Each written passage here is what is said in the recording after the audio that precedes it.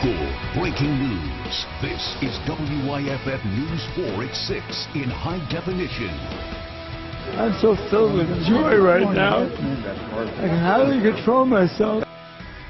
6:30 a.m. It's the exact moment Allied troops first came ashore on June 6, 1944. Today, those same troops stood ashore, recognized for victory during one of history's most infamous times. This, of course, has been an unforgettable day for 3 World War II vets from the upstate. We talked to them this week, shared their stories, and they recall their memories from this day in history 70 years ago. Each one of them landed in Normandy in June of 1944, and today they revisited that beach and it attended a ceremony in France to commemorate the 70th anniversary of D-Day. President Barack Obama delivered his speech at the American Cemetery there. He then turned and spoke to many of the vets on hand, and they include Greenville's own Fred Jones. He turns 92 coming up on June 12th. The president also spoke with Clifford Dill of Liberty today. It was a humorous meeting. Obviously, the president chuckling a little bit there. Dill will be 93 later this year. And John Buford from Lyman, a tank driver in the war, was also there today. Cameras didn't catch up with him, and that could be because he's in a wheelchair. He's also legally blind, and he is about to turn 90. This is the first time the 3 have been back to Normandy since World War II. Karen Kaifa with a glimpse tonight at the ceremony.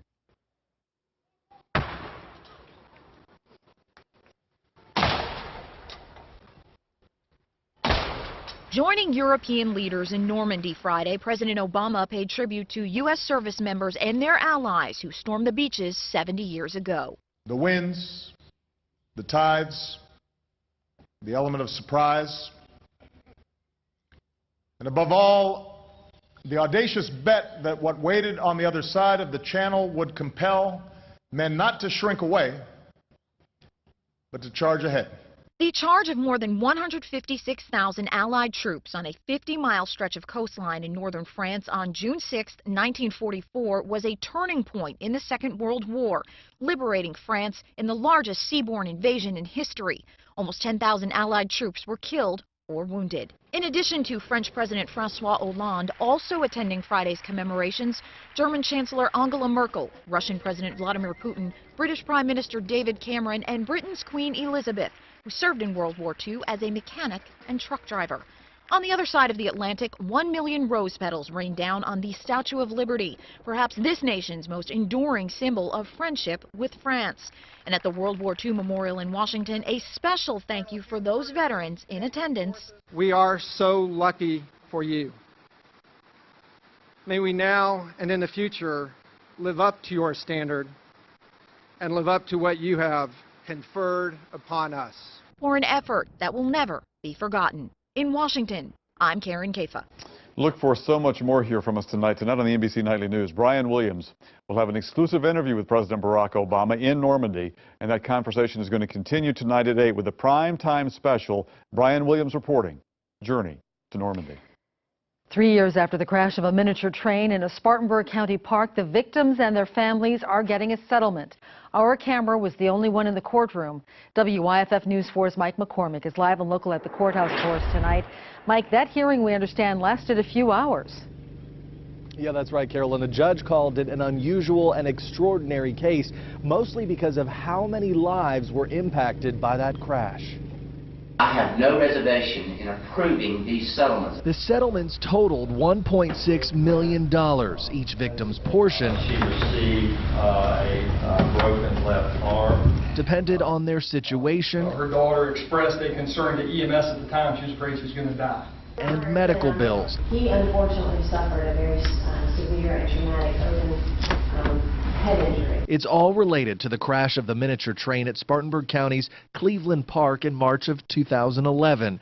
Investigators blamed speed. More than 24 riders were injured, and 6-year-old Benji Easler was killed. Today wasn't about justice, really not about closure. Benji's parents got $275,000 minus legal fees for his death. We're happy with how everything turned out. Under state law, the victims were to split a total of $600,000, but attorneys say they pointed to another case that made room for more money. I think under the law, if you view it just as following the law, there was justice.